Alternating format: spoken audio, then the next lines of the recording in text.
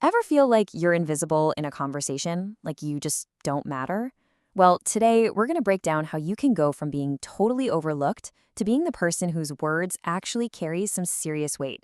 This is all about building unshakable respect. I mean, we've all been there, right? You're in a group, you say something, and crickets. It's like you're on mute, and the conversation just rolls right over you. It's an awful feeling, being treated like you're not even in the room. Now, this source for this explainer has a pretty blunt take on this. It argues that if people are ignoring you, it might be because you're acting like a sheep, just following the herd, never having your own point of view. It's a tough pill to swallow, for sure. So let's unpack what that really means. Okay, so this gets us to the heart of the problem, which the source calls the NPC effect. It's that feeling that you've kind of become a background character in other people's lives, and maybe, just maybe, even your own. So for anyone who's not a gamer, an NPC is a non-playing character. They're just there. They fill out the world, say the same lines over and over, and mostly just agree with the main hero. And when you're constantly agreeable, when you don't have a distinct take on anything, you can start giving off that same vibe, like you're just a background character without your own thoughts. So what's really going on here? What's the root cause of this NPC effect? Well, it boils down to this really simple but really destructive habit: falling into the yes man trap. I mean, just think about it for a second. This quote from the source absolutely nails it. If you're talking to someone and they just nod and agree with every single thing you say, do you actually respect them, or do you just see them as an echo chamber? The answer's pretty obvious, right? Nobody respects an echo. Okay, so check out this little social experiment the source calls the interstellar test. It's brilliant. Imagine this. You say, "Man, I really like Christopher Nolan's movies." And your friend immediately goes, "Oh yeah, me too." Then you set the trap. You say something kind of controversial, like, "But Interstellar was just a terrible movie, wasn't it?" And they agree again. Boom, the trap is sprung. You've just exposed that they don't have a real opinion. They're just trying to mirror yours. And right there, in that one moment, any respect you might have had for their point of view just vanishes. All right, so how do we fix this? How do we break out of the trap? The first step is simple, but it's incredibly powerful. You have to forge and then actually state your own opinion. And this chart illustrates the two sides of this perfectly. Look, if you don't know anything about a topic, just say so. Being able to say, "You know what, I have no idea what you're talking about," shows you're honest, and that builds trust.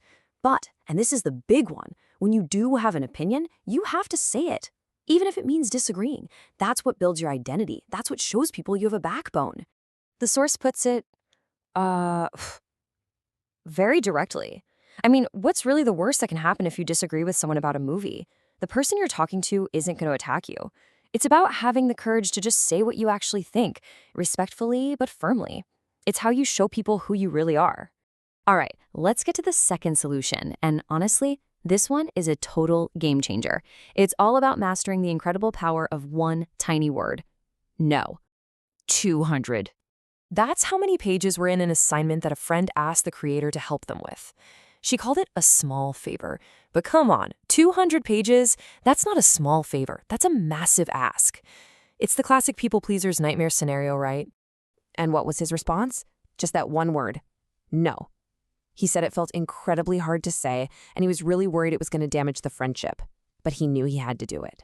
And this right here is the key.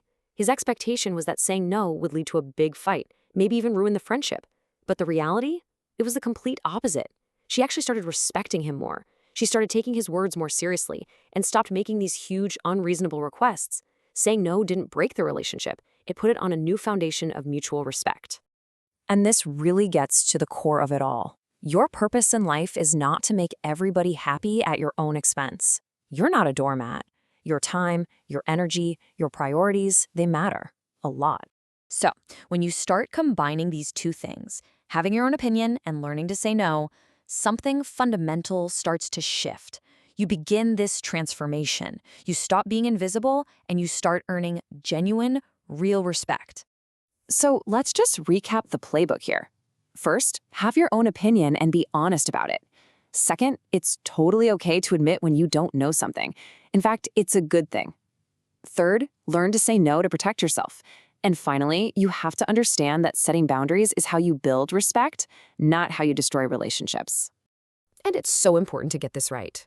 Stating your opinion or setting a boundary isn't about being aggressive or starting a fight. It's an act of self-respect. These are the very things that build your identity and show the world who you are and what you stand for.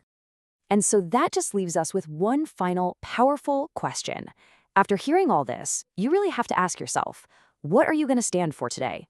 What opinion will you finally voice, or what boundary will you finally set to show the world, and more importantly, to show yourself exactly who you are?